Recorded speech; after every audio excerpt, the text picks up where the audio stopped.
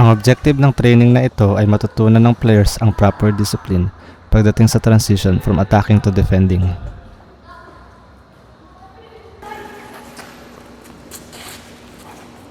Play.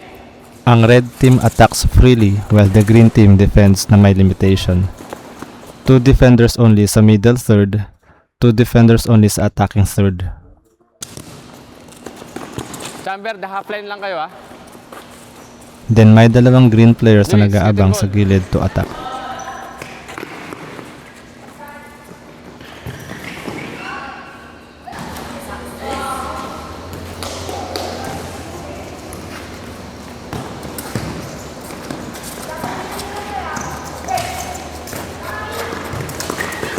Defending.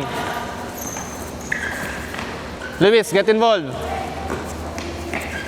Chamber, hanggang dito ka lang. Chamber, hanggang dito ka lang. Huwag kang lumagpas dito. Huwag ka nang bumalik dyan, Chamber. Transition! Good. Pag naka-attempt sa pag-atake ang red team or ball out of play, coach will shout kung saan mag-start ang atake ng green team. Pag number 1 ang sigaw ng coach, attack ng green will start sa right side. Pag number 2 naman, ang attack ng green will start sa left side. 1, Mumay, get involved. Okay, well done. Well done, well done.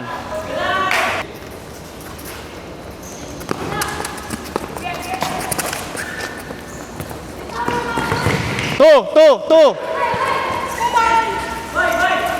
Okay, stop. Distance, Jinky. Too tight, tama lang. Too tight. Play.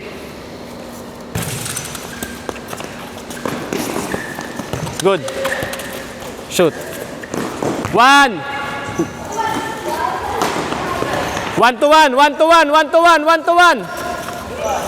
Okay lang.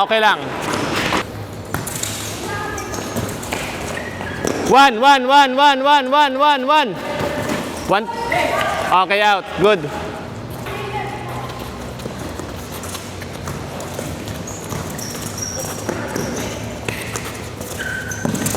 Two. Cover mid. Cover. Pressure 1-to-1. Nice one, Kate. Good. Go. Play. Mag-rotate. Jinky, don't waste it. Dito mapapractice paano mag-react ang red team as a whole sa movement nila after losing possession. Kailangan matugunan nila ang demand sa quick reaction, orchestrated movement, communication at work ethic. Huwag kayo masyadong magmadali pag nasa inyo yung bola. Basta make sure tumatakbo lang kayo dun sa opening spaces. Pero pag nasa inyo yung bola, try to calm down. Dahil nakakapagod ang defending. Ready? Play. Try to calm down pag nasa inyo yung bola. Movement. Good pass. Transition na yan.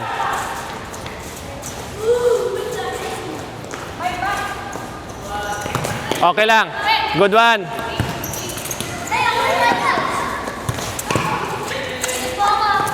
Jinky forward, sayang. Ay, bakit hindi nag... Press! Sayang. 1. Go, Jinky. Good. Okay, well done. Calm down. Good. Takbo, skate. Play on. Skate, yan. Wider pocket. Two. Tuck in sa gitna.